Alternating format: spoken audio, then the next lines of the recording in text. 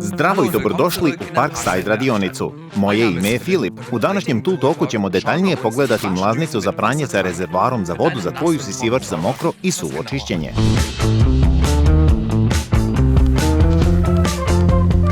Sa mlaznicom za pranje možeš veoma lako obraditi mnoge stvari.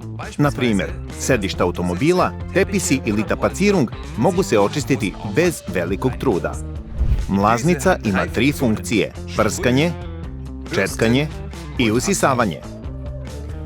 Pored mlaznice za pranje u isporuku je uključen i adapter za usisavanje za druge prečnike creva. Prečnik usisavanja iznosi 35 mm, a usisni adapter smanjuje prečnik na 31,5 mm.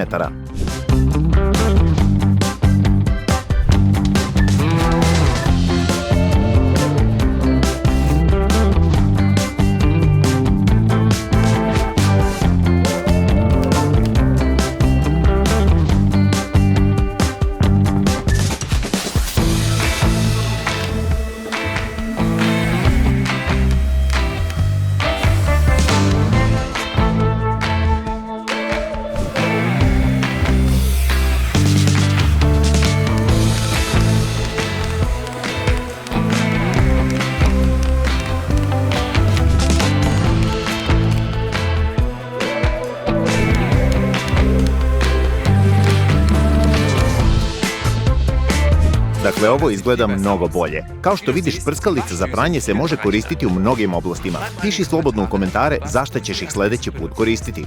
Možeš to!